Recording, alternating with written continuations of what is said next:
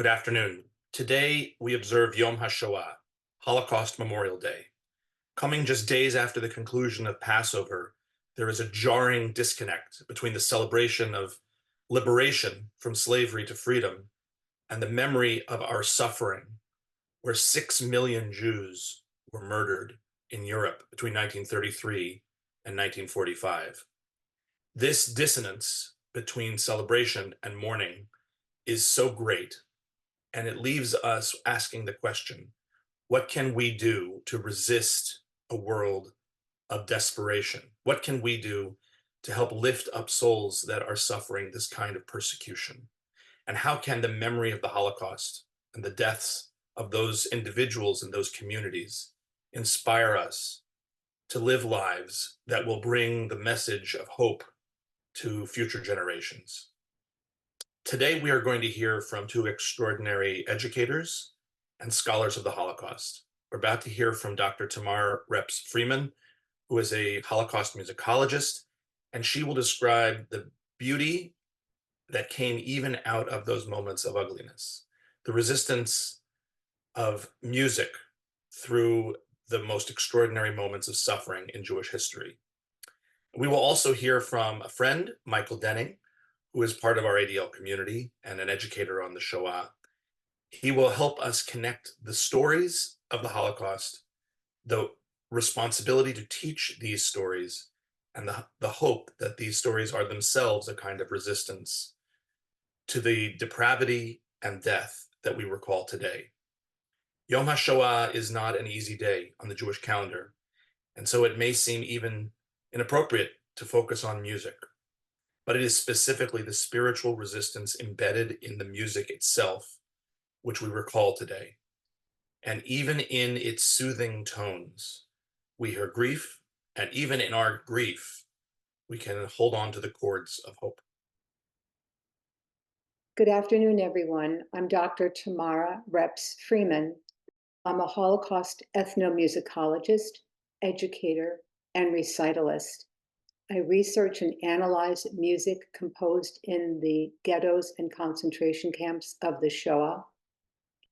I teach students of all ages how to sing and perform this music so that they gain not just insight from the history of the Shoah, but learn how to live a more moral and just life as a result of the lyrics and the music, the melodies of these incredible songs. I conduct ensembles that perform this music, choirs and instrumental groups. And I also perform Holocaust music lecture recitals, performing on this viola, which was made in 1935 in Berlin by Joseph Bausch, a preeminent luthier. The instrument was custom made for a woman named Taube Butzel. She was very petite. She had very short fingers. Violas tend to be very large for taller people or people with longer fingers, but she asked Joseph Bausch to create this viola that would fit her small stature and petite hand size. And so he did.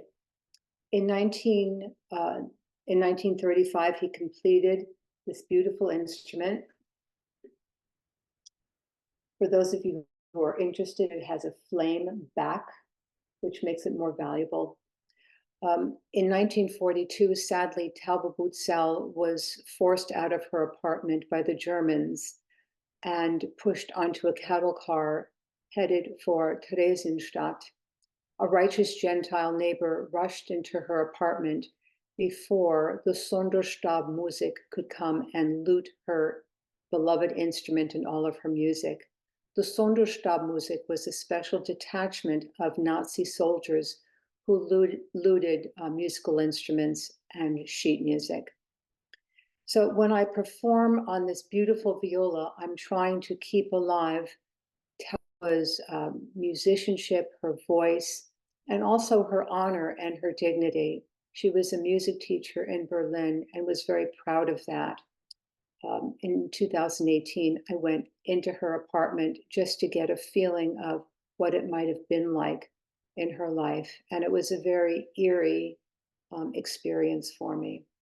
But I try to keep alive her memory and her honor and her legacy by playing her beautiful instrument.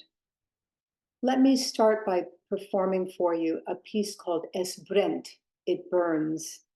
It was composed in 1938 by Mordechai Gebertig, a beloved and prolific poet and composer from Krakow, Poland. And in response to two pogroms nearby Krakow, he wrote the poem Es brennt, It Burns. And he wrote Es brennt, Brüder, Es brennt. It's burning, brothers, it's burning. Our poor village, alas, is burning. Don't stand there idly by. Put out the fire with your own blood. Don't look on as our village burns. And as a musicologist, I'm fascinated by Gebertig purposely composing the melody mostly with two notes. Da-dum. Those are actually the first two notes of the song. Es brennt, Brüder, es brennt. There it is again. And a survivor once told me the reason Gebertig composed Es brennt with those two notes is because they replicated the fire engine sirens tearing through Europe.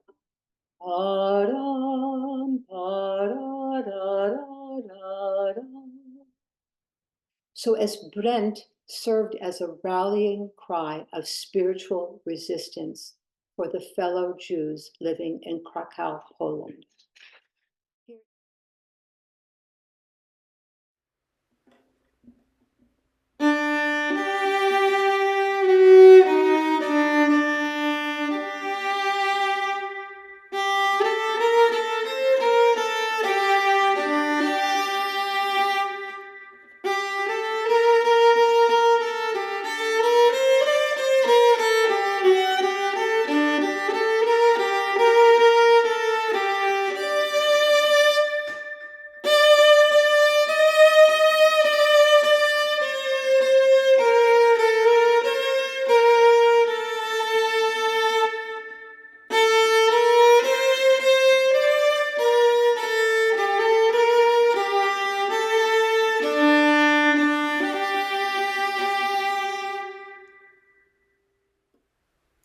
In the Dachau concentration camp, Austrian pianist, composer, and conductor Herbert Zipper was toiling next to lyricist Joris Seufer. The two of them were pulling a cart full of boulders like horses. During their collaboration, they wrote the Dachau Lied, the Dachau song. Herbert Zipper purposely wrote a very challenging melody with all kinds of twists and turns and unusual notes to keep the prisoners' minds sharp. And Joris Seufer wrote, "We have all learned the lesson of Dachau by now, and hard as steel we won't bend. Be a man, comrade. Stay humane, comrade. Do all your work. Seize it now, comrade, for work frees us in the end."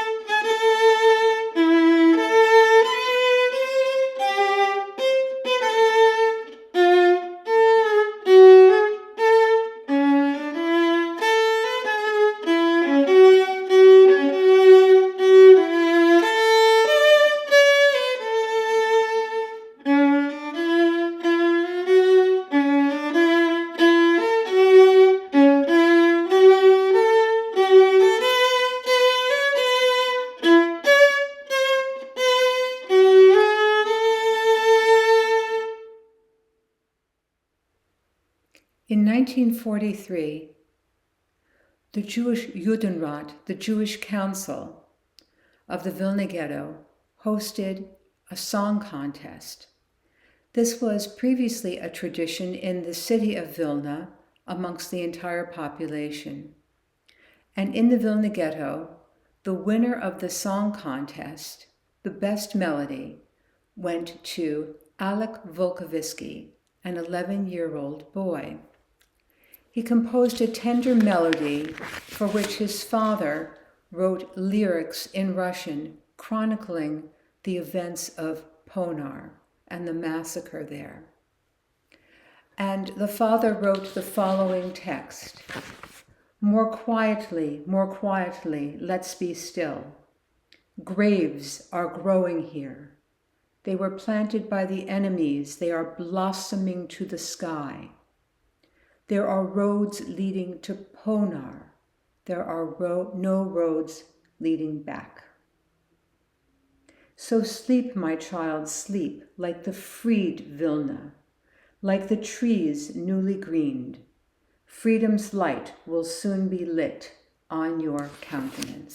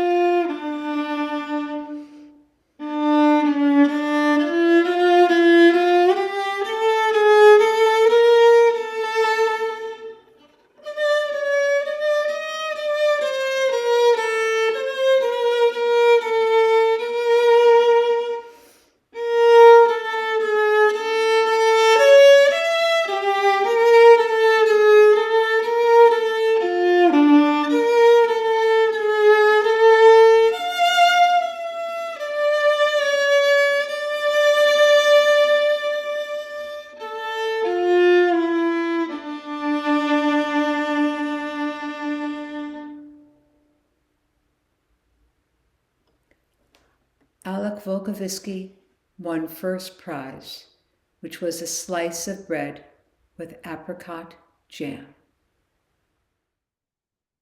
Welcome, everyone. Today is on the Jewish calendar, the day we observe Yom HaShoah. It is Holocaust Memorial Day, a day which recalls the murder of the 6 million Jews of Europe and the darkest moment in Jewish history. In the course of encountering such darkness, it is remarkable to consider that part of what took place was not merely death, but also survival, not only darkness and silence, but even music.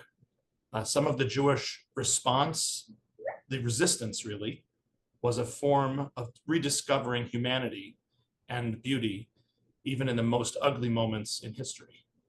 I'm joined today by a scholar and friend, and also my cousin, Dr. Tamara Reps Freeman, who will teach us something of this remarkable resistance to death and the music that came out of the Shoah. Welcome. Nice to see you, my cousin Tammy. Nice to see you, Rabbi Fish, my cousin Ron. Thanks for inviting me to have this conversation. We're very grateful. And I know that there is, in some ways, it seems incongruous to imagine music emerging from the Shoah. Can you talk a little bit about what it is to find art, beauty, music in the darkest moments in history? For the Jewish prisoners in the ghettos and the concentration camps, whenever they were able, they tried to maintain their dignity, and they did that by being creative. And their singing voices were always with them. At the end of a long day of labor, survivors told me that they would sit outside the barracks and croon songs to each other and sing to each other. Quite often, the prisoners weren't even from the same countries. They spoke different languages, but the universality of melody was very touching and very comforting and very empowering. And sometimes the Nazi guards would overhear them singing, and for a glimmer of time, just a moment of time, the hearts of the Nazi guards would soften and listen. There were many times when these singers would prolong their lives by singing songs that were familiar to the guards. The Jewish prisoners also composed their own songs to chronicle what was happening in their daily lives. Sometimes they would take songs that they already knew and write new lyrics to those melodies to again chronicle the history that was happening around them and their feelings. And then, of course, there was the instrumental music in Terezin, composers like Gideon Klein, who composed all kinds of chamber music, again, to chronicle the atrocities. You can hear all of the musical gestures that evoke so much emotion, so much emoting.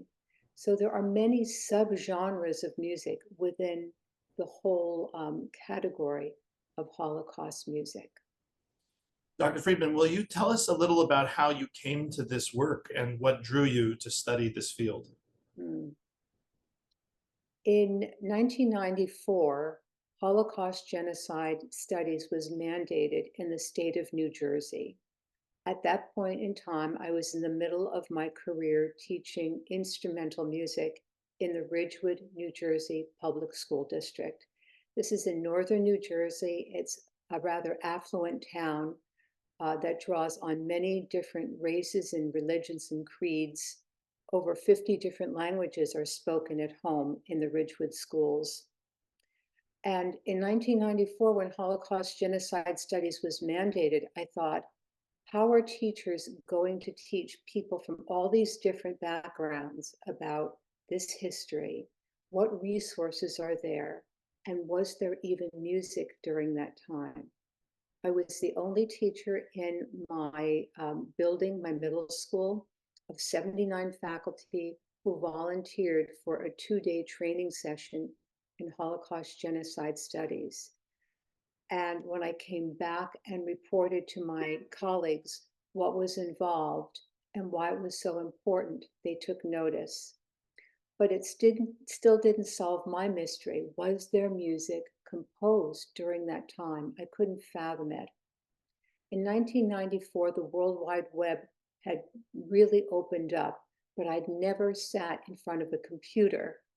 And at the time, my 7-year-old daughter sat in my lap and said, "Mommy, don't be afraid. You just press this button and it turns on."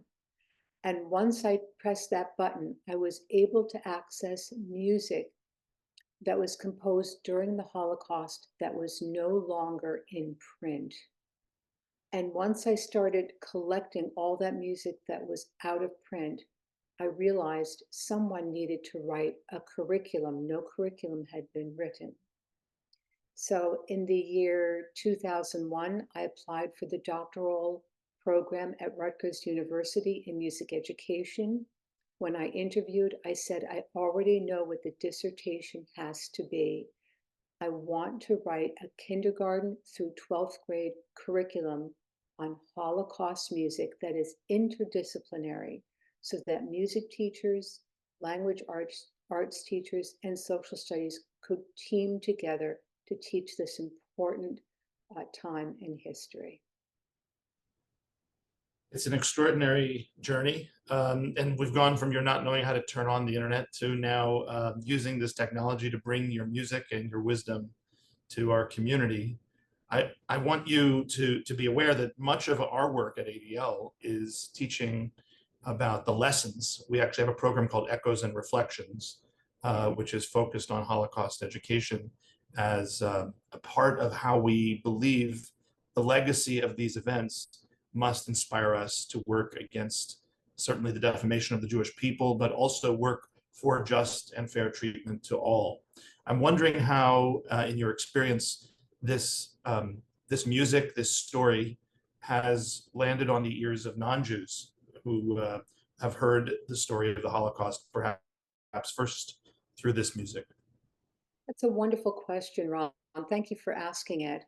The beauty of music composed during the Holocaust by the Jewish people is that it touches on universality of emotions, the universal emotions that people of all races and creeds carry.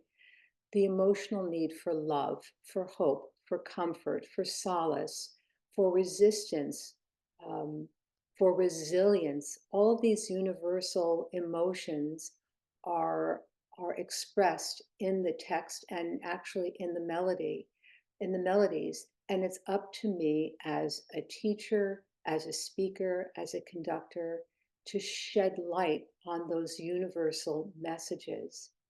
When I was teaching in the Ridgewood schools, I would begin teaching Holocaust music by first affirming the cultural woundedness of my students. Where were they coming from in their own family's story, in their own family's narrative?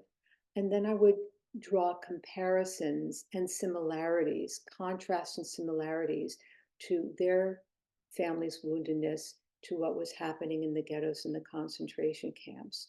But it begins by reading the room, reading the classroom, and reading the concert hall. Who is there? To whom am I speaking? What are they hoping to get from this lecture recital or from this class? And that's where I begin. And have found over the years that it works very, very well. I teach and perform in a lot of churches as well as synagogues, not just in New Jersey, but across the United States. I also involve the audiences in the music. I teach them not just the importance of the songs, but how to sing them in their original language, whether it's Yiddish or Italian or German. And once the audience start to sing, they become at one with the music. Once it's in their vocal cords, it goes into their hearts, and they walk away feeling that they now can do the music. It's now a part of them. That's the ownership piece that I always strive for. Very beautiful. I don't know the answer to this question, and if I am off in a tangent that doesn't have an obvious answer, that's fine. But I'm wondering, our common family, the Brawarski family, was from, I believe, Shuk in the Yes. area that would ethnically we call Lithuanian.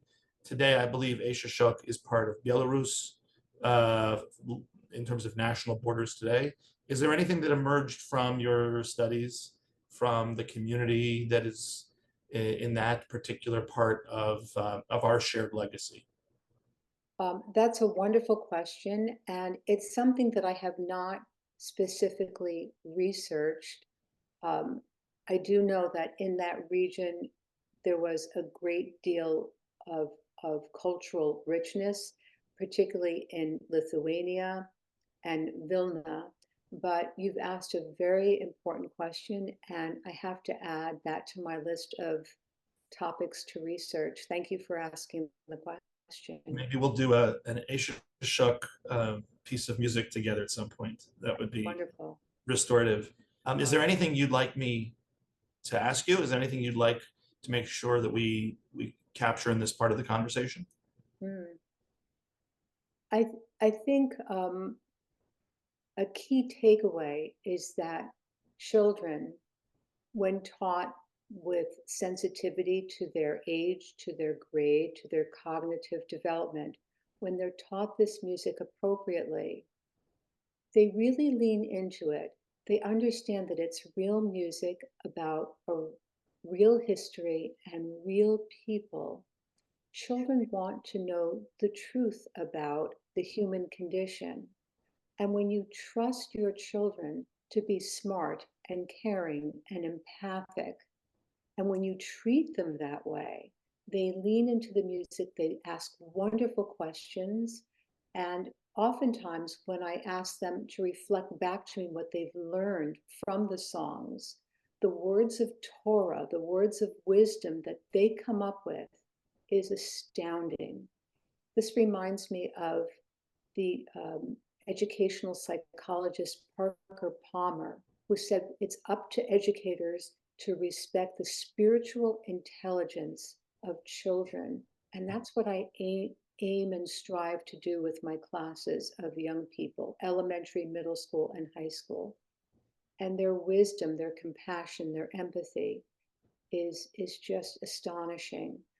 When I work with students and their classroom teachers are observing the class, the teachers are amazed. They've never heard their students speak with this style of intelligence, with this emotional intelligence, and they see their own students in a new light. So not only am I helping students to grasp the importance of this music, but in my own way, I'm striving to be a good role model for teachers to respect their students through this music. And also I teach a lot about the art, the visual arts of this time. And I combine the two. And the synergy between the visual and the musical art is very powerful. We are so grateful for your time and for sharing this with us. The music is comforting and haunting at the same time. And I have a deep sense of connectivity, something about hearing the same vibrations, the same sound waves that that were heard either in the mind of the composer or literally in the camps as they were in those horrific experiences more than 80 years ago. We're brought right back to the humanity, the flesh and blood, the longing of those people in those horrific circumstances, and to feel the commonality of all people in times of great terror, and particularly the commonality of the Jewish people in responding to wave after wave of attempted destruction of our people throughout the generations. Our survival has always depended upon wise fighters and deep spiritual insight of how our survival is guaranteed not only through conflict, but through music. Well, thank you. And we are really grateful for your time and helping us mark the saddest day on the Jewish calendar, and a time where we recommit to ensuring the Jewish future is based on knowing the dangers that the past can teach us, and also the strength. Amen. And in closing, I want to offer just a statement of reassurance, because people ask me all the time, is anyone else doing what you're doing, Tamara, and teaching students?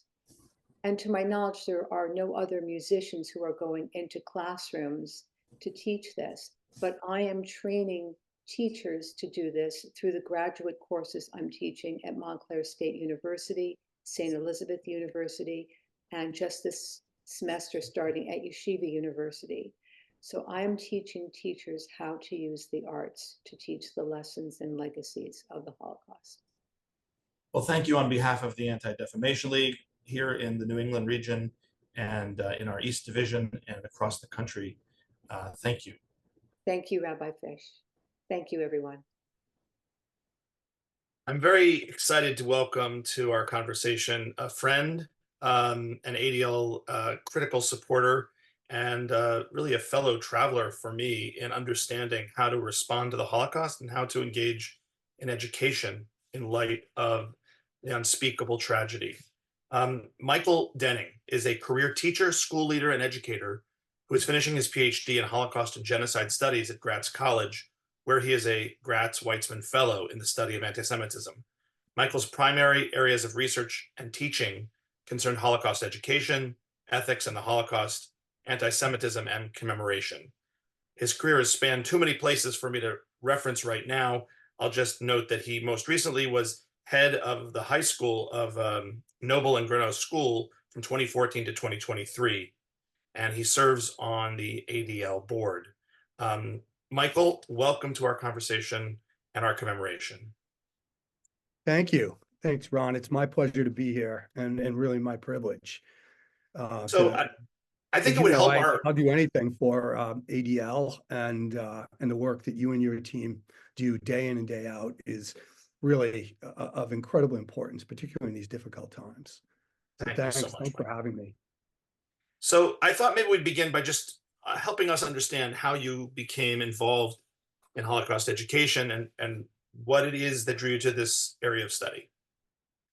Thanks, Ron. I mean, it's I'm often asked this, particularly coming from a Christian background. Um, my wife would say, try to keep it brief. And so I will, in that regard. But I've been thinking about the Holocaust, and the catastrophe that was the mass murder of European Jews, more than 6 million, for over 40 years. And in many ways, it started from, a place of, ironically, it started from a place of, of great love and support. I grew up in a loving Christian family. It remains so to this day. But throughout my education, in the church and within my family, there was very little conversation about Jews in general, and certainly no discussion of the Holocaust. And in the late 70s, Holocaust education really began to take off. And I remember so vividly, it's um, it's almost 50 years ago, this April, right around Yom HaShoah, that NBC ran the Holocaust miniseries. And my parents, who never ever went away without us, had an opportunity to be away. And my brothers and I were staying with my grandparents, and by myself, I sat and I watched every second, um, of that program. And now there are all sorts of problems with it, including nice soundtrack and some elements of it that are, some have suggested, are trivialized uh, and with too many happy endings. Those two families that were profiled are sort of at not every, at many of the most major events of what we call today the Holocaust.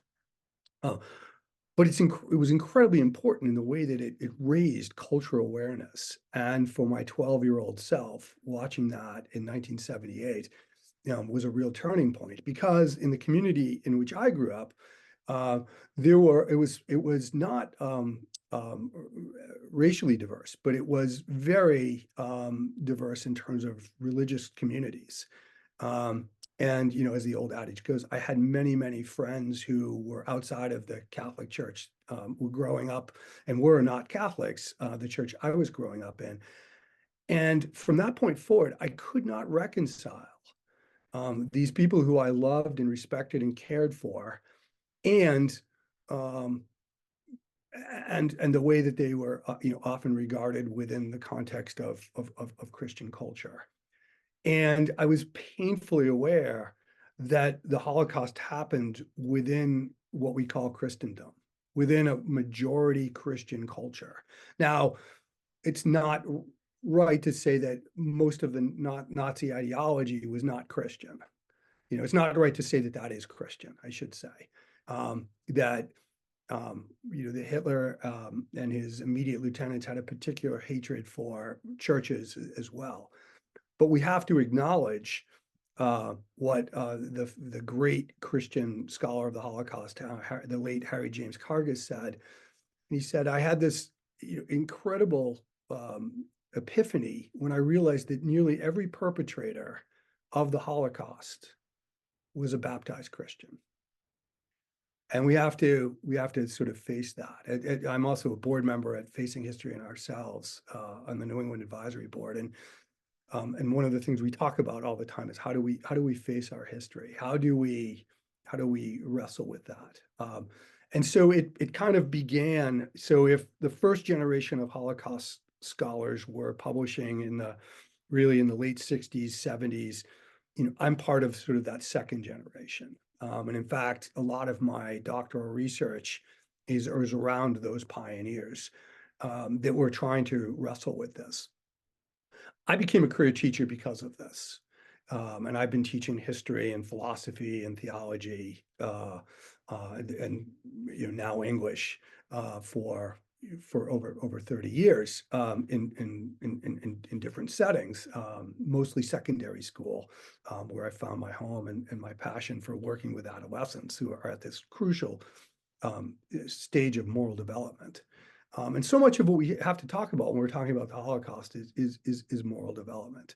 But back to Harry James Kargas, one of the things that we have to sort of talk about and address are not simply what happened.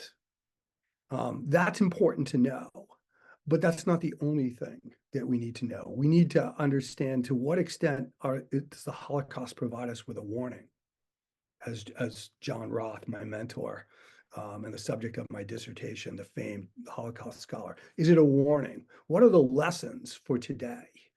The Holocaust was a catastrophe for Jewish people, but it was a catastrophe for all of European civilization, or we might even say Western civilization, or even broader than that. We often talk about there being what the famous Holocaust scholar, perhaps the pioneer Raoul Hilberg, talked about perpetrators, victims, and bystanders. Now we talk also about upstanders, those people that stood up. And in many cases did so in a way that cost them their lives. But they stood up and they protested and they said no. And so when we think about the Holocaust, we should learn the history. We should understand what happens. We should commemorate those who lost their lives and the families that were shattered and the communities that were destroyed. And this is really important and difficult, but we can't do it enough. We owe that to not only the victims and their families and the survivors, but we owe that to ourselves to understand that there was mass devastation. But if at the end of all that, if all we say is this was a horrible thing done by these horrible Nazi perpetrators, then I fear we've missed a big part of the point, which is that there was a logic to the Holocaust, and a logic that we've seen actually practiced in other places and in other genocides that have transpired since we first said never again. And so I'll stop there. Michael, thank you for that very moving review of why it's important to learn the lessons and to tell the story of the Holocaust. One thing that jumped out for me in what you shared with us is the role of music a little bit. You described how the television program Holocaust is sometimes derided as not being entirely in concert, to use an ironic term, with the teaching of the Holocaust because it has a beautiful soundtrack. And I wonder if you would reflect for a moment on the role of art and beauty in teaching about the Holocaust, or whether it prevents us from understanding the brutality and inhumanity at the core of the story.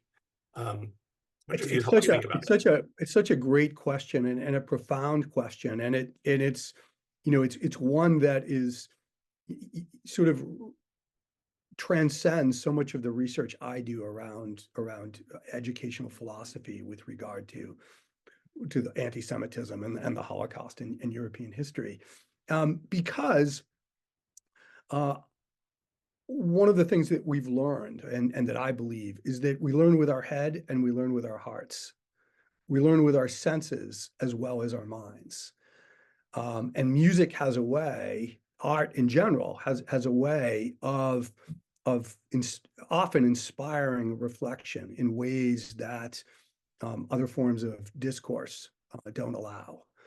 And I think it's very profound. It's also very controversial because if you have the privilege of knowing survivors and working with survivors as I have, and having them come and educate, one of the great challenges that they'll talk about is how indescribably horrific the Holocaust was. It really, it's what Primo Levi referred to as the gray zone. And so we try with art, we try with poetry, we try with music, we try with literature. And yet we're mindful of what Adorno said, that poetry after Auschwitz can be barbaric. And so we need to be very careful. So, Michael, that's a very powerful kind of indictment of art on one level, as what is the role of great thought, great art in the light of human inhumanity. On the other hand, I think we heard this in what Dr. Freeman presented. Art can also be an act of resistance itself. And I'd love to hear your discussion of art as the celebration of freedom, even in the presence of injustice, the celebration of hope, even and maybe especially in moments of hopelessness. Oh, it's such an important question, and I was just talking about art in the context of education, and in Elie Wiesel's admonition that we have to keep asking why, and continue to reflect, and the power that comes from art. Now, shortly after the Holocaust, and really for the first 2 or 3 decades, there was a tremendously painful discussion going on in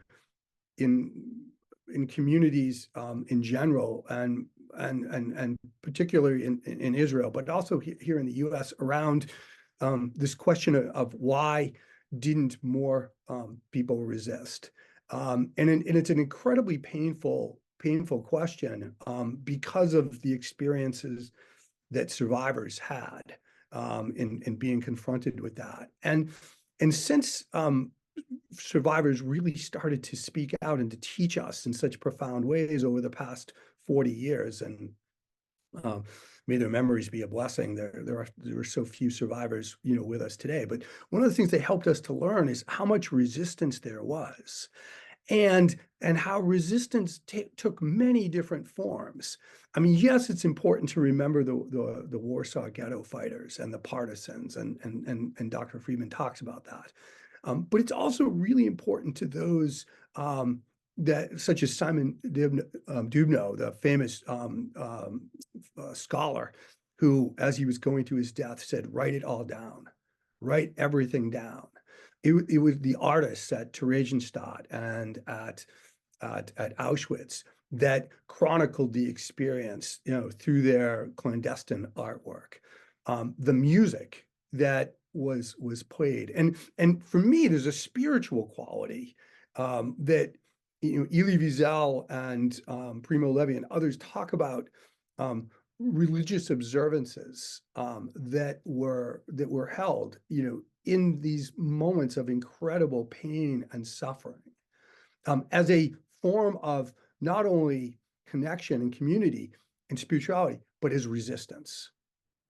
Emil Fackenheim, the famous Jewish scholar, gave us a 614th commandment, which is, "Thou shalt not give Hitler a posthumous victory."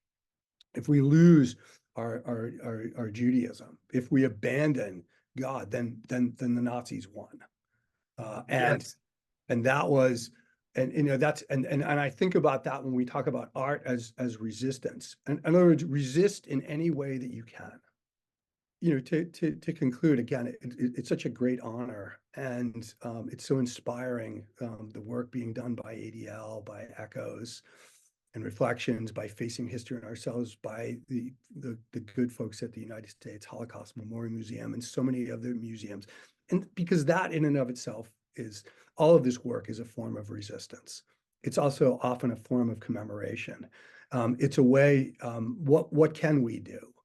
Again, my mentor, John Roth, talks about the questions posed by Immanuel Kant. What can we know? Where are we? And what should we do? And added to that is, and where are we going? So when I'm thinking about teaching, I'm thinking about teaching as a form of resistance against the forces that came to bear, 80 years ago, and that perpetrated this horrific catastrophe. What can we know? But what should we do, and where are we going? And that's where the teaching and the resistance, has to continue to happen. That's incredibly powerful. I think that you're touching on the resistance at the core of human spiritual life, that living in the face of evil is its own kind of resistance. And music and art can be all an expression of that as well. I'm actually recording with you today just hours before Passover, and I'm thinking about the fact that um, we've recited at our Passover Seder for a number of years the prayer that was recited in the camps for the eating of bread on Passover. Even though it seems impossible to pray to God about eating bread on Passover, the understanding was that to be spiritually aware that your life still has meaning and value outside of the cage um, is its own kind of redemption. And I hear the same tones, the same sounds in the music that Dr. Freeman played. That is, the music is a form of spiritualizing the very resistant act of continuing to breathe and to dream and to reach for something outside of a world which is so profoundly in need of redemption. Thank So you well said. so much for your time and for your wisdom and um, for your love of this work. It's a hard thing to love the work of teaching about evil, but it also can be redemptive in its own way. We're Absolutely. grateful. Thank you. Thank you. Yeah, again, it's my privilege. And thank you. And again, thank you for all that you're doing in leading us and the work of you and your team. It's never been more important. And I'll be thinking about that tonight at Seder, as we ask the questions again. Thank you. Thank you, Michael. Thank you, Tamara. You both helped us really plumb the depths of this day and hopefully bring from it not just grief, but also a determination that never again is not just a phrase, it is a commitment. We ask everyone in our communities to do their part to push back against hate. We're living at a time where anti-Semitic acts are simply exploding in the United States and in the New England region. We're living at a time where we see conflict in the Middle East engender acts of hate against Jewish students on college campuses in this country. We can't sit idly by as these events take place. We must take the lessons of the Shoah seriously, and we must demonstrate that the human response to destruction and anguish is both fighting against hate and fighting to ensure that every human being is seen as the bearer of a soul of value. And the music they carry within helps us to see that and perceive it today. This Yom HaShoah is not only about memory, it is about recommitting ourselves to the work that lies before us. Please join with the ADL as we urge Congress to pass the Countering Antisemitism Act. We are working together in a historic initiative in Congress that promises to cement the policies of the national strategy to combat anti-Semitism for the long haul. As the end of the national strategy approaches, your support is vital to keep its essential programs alive in the face of growing threats. Stand with ADL in urging Congress to support the Countering Antisemitism Act, ensuring the federal government's steadfast commitment to combating anti-Semitism continues into the future. Our future depends on holding fast to these memories. It depends on remembering that everyone carries a song within. And thanks to educators like Dr. Freeman, like Michael Denning, those songs that were nearly extinguished in the Shoah, they continue to sing. They continue to inspire us. And we are grateful for all those educators who tell the story, who sing the song, and insist that the future will be made better thanks to our understanding. We will end our observance today by hearing one more piece performed by Dr. Freeman. It is the Song of the Partisans, Zod mit Kenmo, and we join together as partisans in the fight against anti-Semitism. The Vilna partisan Hirsch Glick wrote the text for what is considered the Holocaust national anthem. The piece is called Zognit Kainmol, Never Say You Are Walking the Final Road. Never say you are walking the final road, despite leaden skies obscuring blue days. The hour we have longed for is here. Our step will beat out like a drum. We are here.